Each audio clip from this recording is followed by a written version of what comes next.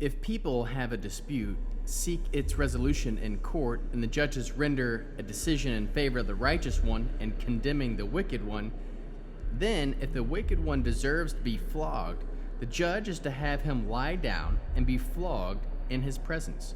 The number of strokes is to be proportionate to his offense, but the maximum number is 40. He is not to exceed this. If he goes over this limit and beats him more than this, your brother will be humiliated before your eyes. You are not to muzzle an ox when it is treading out the grain. If brothers live together and one of them dies childless, his widow is not to marry someone unrelated to him. Her husband's brother is to go to her and perform the duty of the brother-in-law by marrying her. The first child she bears will succeed the name of his dead brother, so that his name will not be eliminated from Israel. If the man does not wish to marry his brother's widow, then his brother's widow is to go up to the gate to the leaders and to say, "My brother-in-law refuses to raise up for my brothers a name in Israel. He will not perform the duty of a husband's brother for me." The leader of his own town are to summon him and to speak to him. If on appearing before them, he continues to say, "I don't want to marry her," then his brother's widow is to approach him in the presence of the leaders, pull his sandal off his foot, spit in his face, and say, "This is what is done to the man who refuses to build up his brother's family." From that time on, his family is to be known in Israel as the family of the man who had his sandal pulled off.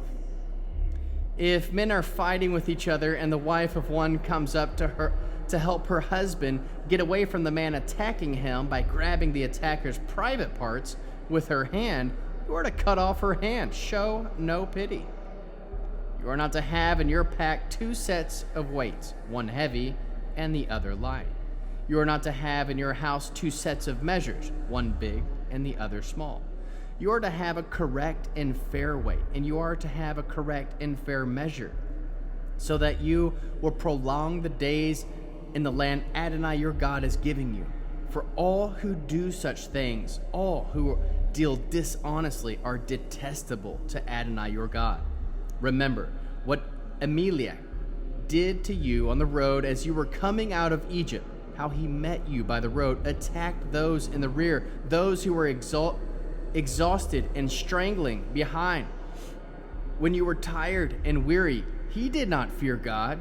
Therefore, when Adonai your God has given you rest from all your surrounding enemies in the land Adonai your God is giving you as an inheritance to possess, you are to blot out all the memory of Amalek from under heaven. Don't forget.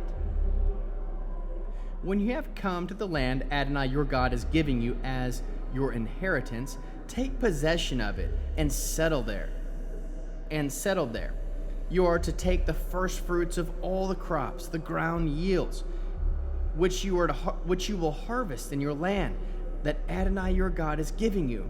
Put them in a basket and go to the place where Adonai your God will choose to have his name live. You will approach the Kohen holding office at the time and say to him, "Today I declare to Adonai your God that I will come to the land of Adonai swore to our ancestors that he would give us."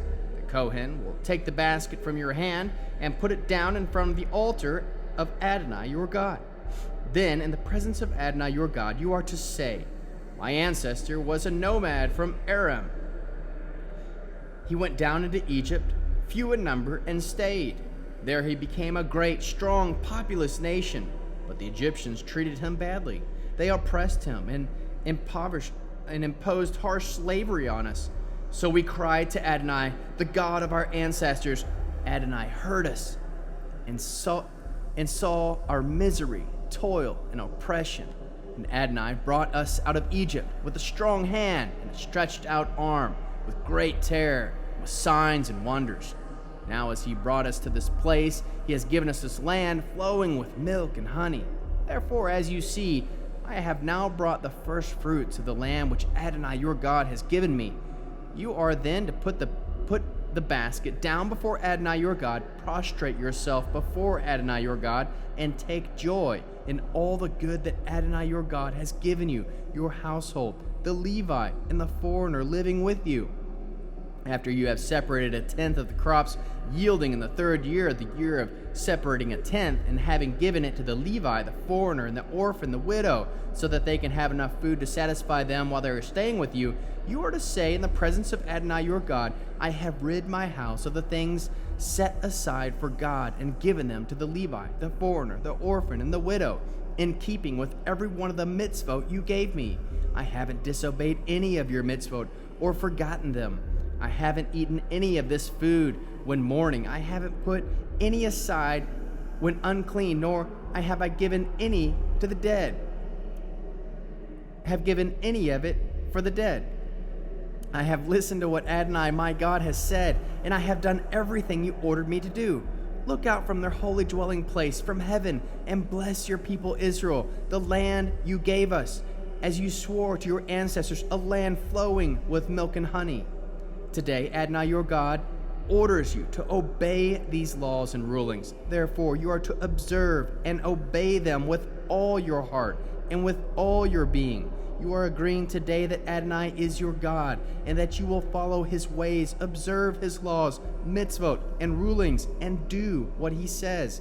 In turn, Adonai has agreed today that you are his own unique treasure, as he promised you, that you are to observe all his mitzvot, and that he will raise you high above all the nations he has made in praise, reputation, and glory, and that, as he said, you will be a holy people for Adonai your God. Then Moshe and all the leaders of Israel gave orders to the people. They said, observe all the mitzvot I am giving you today. When you cross the Jordan to the land Adonai your God is giving you, you are to set up large stones, put plaster on them, and after crossing, write this Torah on them, every word, so that you can enter the land of Adonai your God is giving you, a land flowing with milk and honey, as Adonai your God of your ancestors promised you. When you have crossed the Jordan, you are to set up these stones, as I am ordering you today, on Mount Ebal, and put plaster on them. There you are to erect an altar to Adonai your God, an altar made of stones. You are not to use any iron on them, but you are to build the altar to Adonai your God of uncut stones, and you are to offer burnt offerings on it to Adonai your God. Also, you are to sacrifice peace offerings. Eat there and be joyful in the presence of Adonai your God. You are to write on the stones all the words of this Torah very clearly. Next, Moshe and the Kohanim, who are the Levi'im, spoke to all Israel. They said, be quiet and listen. Israel, today you have become the people of Adonai your God. Therefore you are to listen to what Adonai your God says and obey his mitzvot and laws, which I am giving you today. That same day Moshe commissioned all the people. That same day Moshe commissioned the people as follows. These are the ones who stand on Mount Gerizim, and bless the people after you have crossed the Jordan. Shimon, Levi, Yehuda, Yisachar, Yosef, and Benjamin.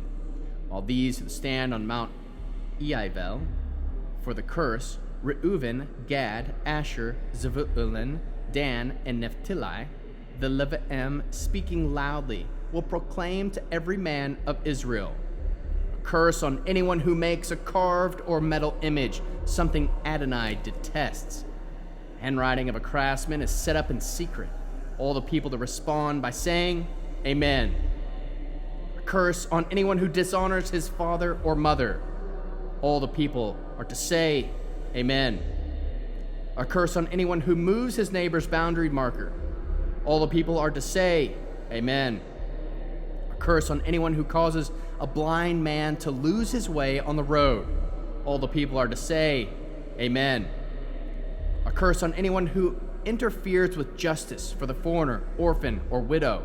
All the people are to say, Amen. A curse on anyone who has sexual relations with his father's wife because he has violated his father's rights. All of the people are to say, Amen.